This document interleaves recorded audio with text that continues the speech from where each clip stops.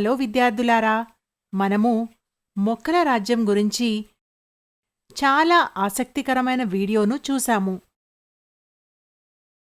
కొన్ని లక్షణాలు మరియు లక్షణాల ఆధారంగా మొక్కలు ఎలా వర్గీకరించబడతాయో ఇప్పుడు మీకు తెలుసు. అప్పుడు జంతువుల సంగతేంటి? విద్యార్థులు, ఈరోజు నేను జంతువుల రాజ్యం గురించి ఒక సమాచారంతో ముందుకు వచ్చాను. జంతువులను ఎలా వర్గీకరించారు మరియు ప్రత్యేకంగా ఏ రకమైన లక్షణాల ఆధారంగా పేరు పెట్టారు? సమాచారాన్ని సంపూర్ణంగా తెలుసుకోవడానికి శ్రద్ధగా వినండి. దానికి ముందు కొన్ని కీలక పదాలు నేర్చుకోండి. కీలక పదాలు: వృక్షజాలం, ఒక నిర్దిష్ట ప్రాంతం, నివాసం లేదా భౌగోళిక కాలం యొక్క మొక్కలు.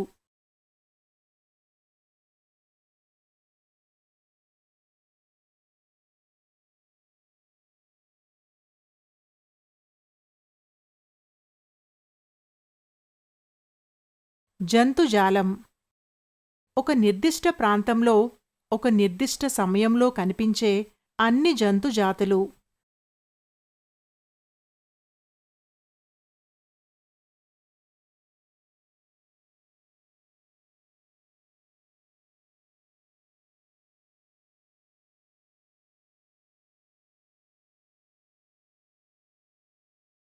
బాహ్య రూపం మరియు స్వరూపం, అంతర్గత నిర్మాణం, పోషణ, ప్రవర్తన, నివాసం మొదలైన వాటిలో ఒకదానికొకటి భిన్నంగా ఉండే వివిధ రకాల జీవుల సంభవం. వైవిధ్యం, ఒక జాతి లేదా ఏ జాతి జీవుల సమూహాలలో వ్యక్తుల మధ్య ఏదైనా తేడా.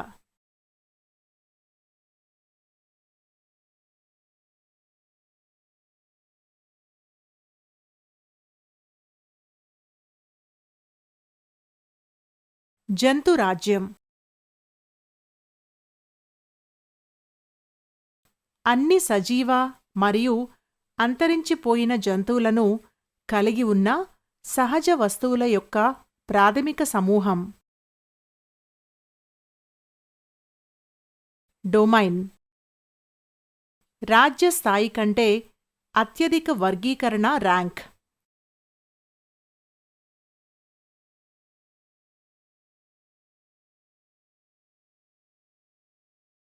ఫైలం, శరీర ప్రణాళిక యొక్క సాధారణ స్పెషలైజేషన్ ఆధారంగా ఫైలాను సమూహ జీవులుగా భావించవచ్చు.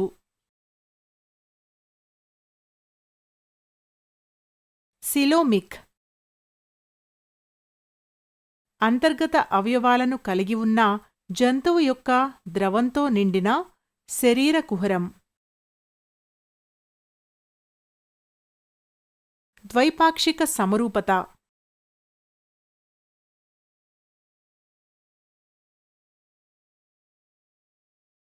శరీర సమరూపత, ఇక్కడ శరీరాన్ని ఒకే పాంసంలో రెండు ఒకే భాగాలుగా విభజించవచ్చు.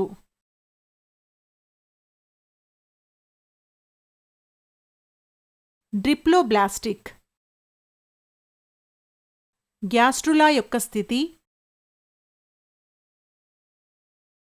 దీనిలో 3 ప్రాథమిక సూక్ష్మక్రిమి పొరలు ఉన్నాయి. ఎక్టోడెర్మ్, మీసోడెర్మ్ మరియు ఎండోడెర్మ్.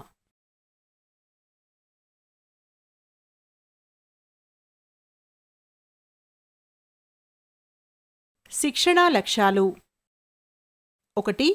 జంతురాజ్యంలోని అకశేరుకాలు వాటి లక్షణాలు లేదా లక్షణాల ఆధారంగా వివిధ సమూహాలుగా ఎలా వర్గీకరించబడుతున్నాయనే దానిపై మేము జ్ఞానాన్ని పొందబోతున్నాము.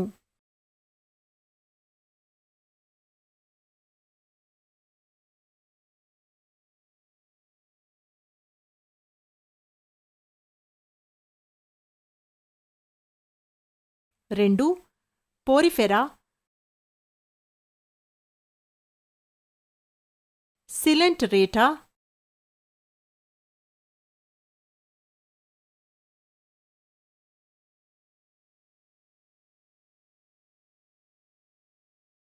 ప్లాటిహెల్మింథెస్,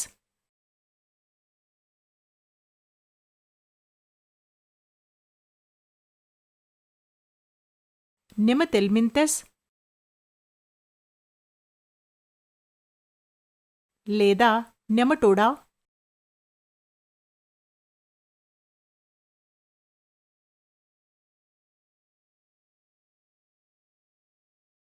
అన్నెలిడా,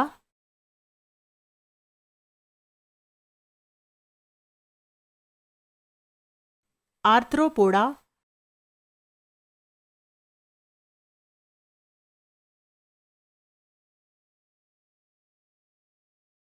మొలస్కా,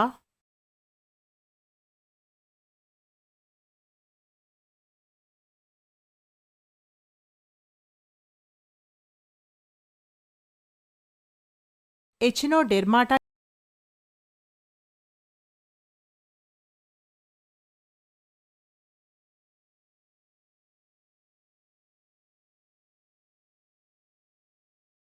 కాన్సెప్ట్ మ్యాప్,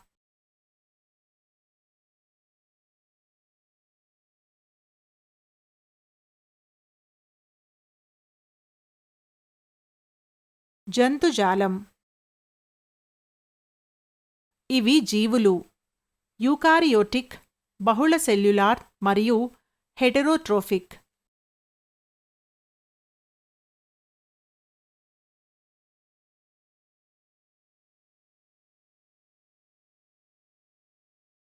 వారి కణాలకు సెల్ గోడలు ఉండవు.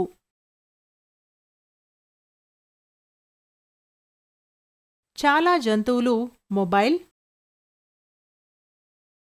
అవి కనుగొనబడిన శరీర రూపకల్పన యొక్క పరిధి మరియు రకంలో భేదంపై మరింత ఆధారంగా వర్గీకరించబడ్డాయి.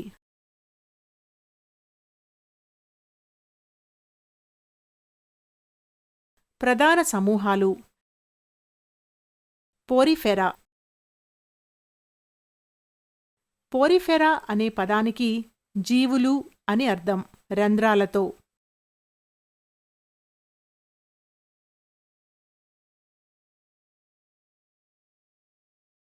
ఇవి నిశ్చల జంతువులు, కొన్ని ఘన మద్దతుతో జతచేయబడతాయి.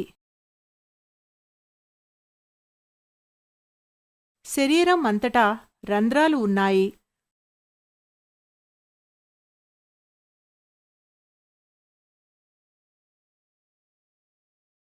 ఇవి కాలువ వ్యవస్థకు దారితీస్తాయి. ఆహారం మరియు ఆక్సిజన్ తీసుకురావడానికి శరీరం అంతటా నీటి ప్రసరణలో సహాయపడుతుంది.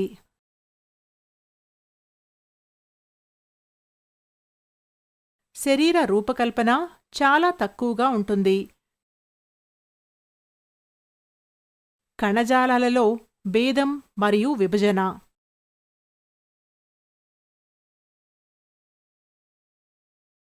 వీటిని సాధారణంగా స్పాంజులు అని పిలుస్తారు మరియు ఇవి ప్రధానంగా సముద్రపు ఆవాసాలలో కనిపిస్తాయి. కొన్ని ఉదాహరణలు: యూప్లెక్టెల్లా, సైకాన్, స్పాంజిల్లా మొదలైనవి. సిలెంట్రేటా నైట్ ఏరియా. ఇవి ఎక్కువ చూపిస్తున్న జలరూపాలు. పోరిఫెరాన్స్తో పోలిస్తే శరీర రూపకల్పన భేదం.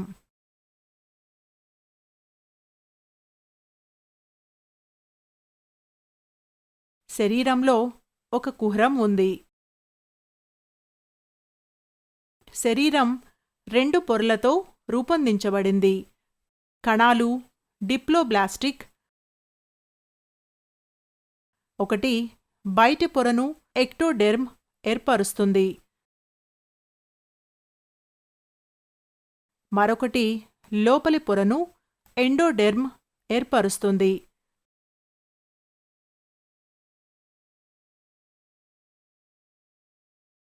పగడాల వంటి కొన్ని నివాస కాలనీలు.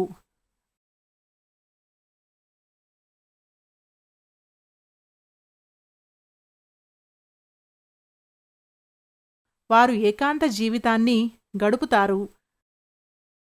ఉదాహరణ హైడ్రా, జెల్లీఫిష్ మరియు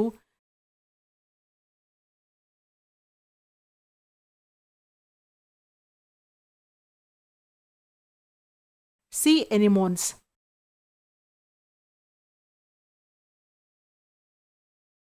ప్లాటిహెల్మింథెస్. గుర్తింపు కోసం సూచన ఫ్లాట్ నిర్మాణాలు ప్లాటిహెల్మింథెస్. ఈ గుంపులోని జంతువుల శరీరం చాలా దూరంలో ఉంది. రెండింటిలో కంటే మరింత సంక్లిష్టంగా రూపొందించబడింది. ఇతర సమూహాలు మేము ఇప్పటివరకు పరిగణించాము. శరీరం ద్వైపాక్షికంగా సుష్టంగా ఉంటుంది. అంటే శరీరం యొక్క ఎడమ మరియు కుడి భాగాలు ఒకే రూపకల్పనను కలిగి ఉంటాయి. కణాల యొక్క 3 పొరల నుండి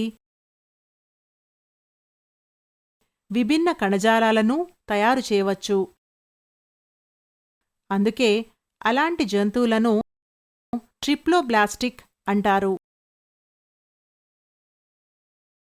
ఇది బయట మరియు లోపల శరీర లైనింగ్లతో పాటు కొన్ని అవయవాలను తయారు చేయడానికి అనుమతిస్తుంది.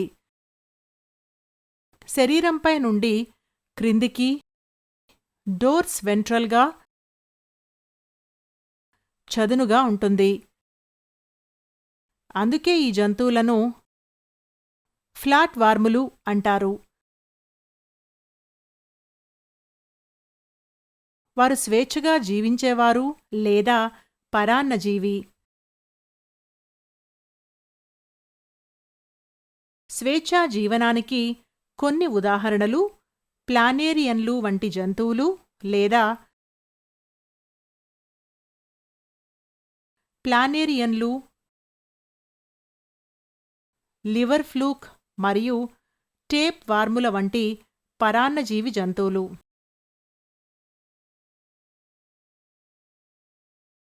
నెమాటోడా. అవి ద్వైపాక్షికంగా సుష్టంగా ఉంటాయి మరియు ట్రిప్లోబ్లాస్టిక్. అయితే శరీరం స్తూపాకారంగా ఉంటుంది. కణజాలాలు ఉన్నాయి కానీ నిజమైనవి లేవు. అవయవాలు అయినప్పటికీ ఒక విధమైన శరీర కుహరం లేదా సుడోసిలోమ్ ఉంది.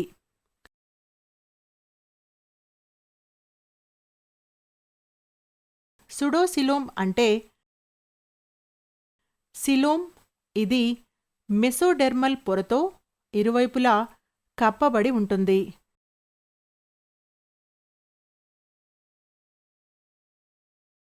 ఇవి వ్యాధికి కారణమయ్యే పురుగులు. ఫైలేరియల్ వామ్స్ లేదా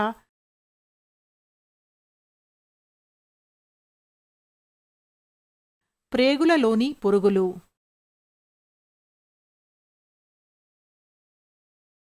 రౌండ్ వామ్లు లేదా పిన్ వామ్లు వంటి వ్యాధులను కలిగించే పరాన్నజీవి పురుగులుగా బాగా సుపరిచితం.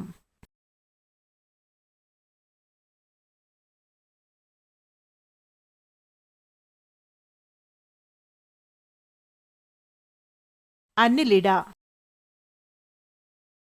అన్నెలిడ్లు ద్వైపాక్షికంగా సుష్టంగా ఉంటాయి మరియు ట్రిప్లోబ్లాస్టిక్ కానీ అదనంగా శరీర కుహరం కలిగి ఉంటాయి.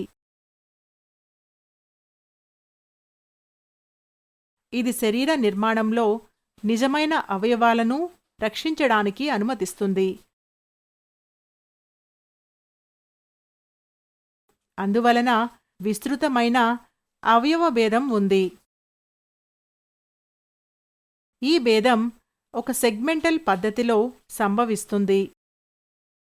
విభాగాలు ఒకదాని తరువాత ఒకటి ముందు నుండి వెనుక చివర వరకు వరుసలో ఉంటాయి.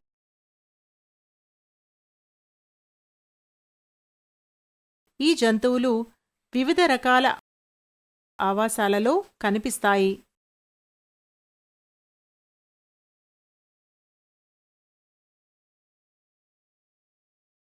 మంచినీరు, లీచ్, సముద్రపు నీరు, నీరిస్, అలాగే భూమి, ఎర్త్ వామ్లు. ఆర్థ్రోపోడా. ఇది బహుశా జంతువుల అతిపెద్ద సమూహం. ఈ జంతువులు ద్వైపాక్షికంగా సుష్టంగా ఉంటాయి మరియు విభజించబడ్డాయి. బహిరంగ ప్రసరణ వ్యవస్థ ఉంది. కాబట్టి రక్తం బాగా నిర్వచించబడిన రక్తనాళాలలో ప్రవహించదు. కుహరం రక్తంతో నిండి ఉంటుంది. వారికి ఉమ్మడి కాళ్ళు ఉన్నాయి. పదం ఆర్థ్రోపోడ్ అంటే ఉమ్మడి కాళ్ళు.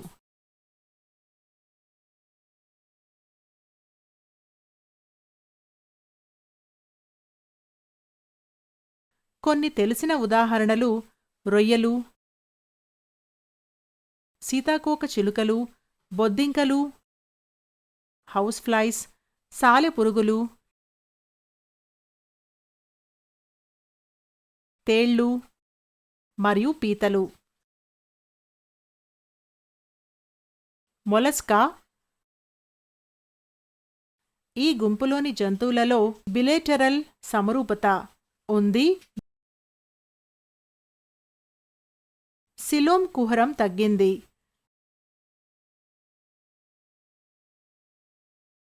చిన్న విభజన ఉంది.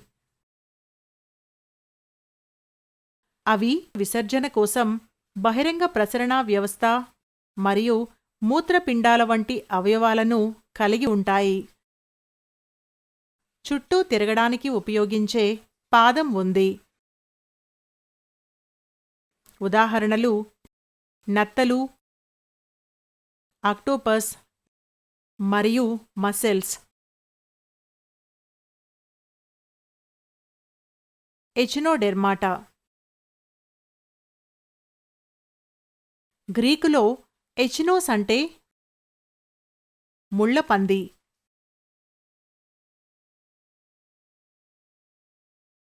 మరియు డెర్మా అంటే చర్మం. అందువలన ఇవి స్పైనీ స్కిన్డ్ జీవులు.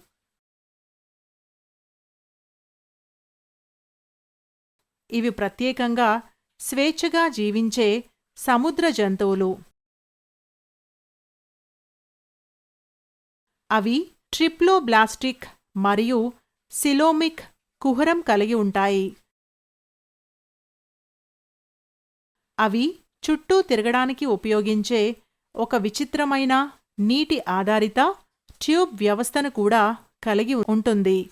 వాటిలో గట్టి కాల్షియం కార్బోనేట్ ఉంటుంది. అవి ఒక అస్థిపంజరం వలె ఉపయోగించే నిర్మాణాలు.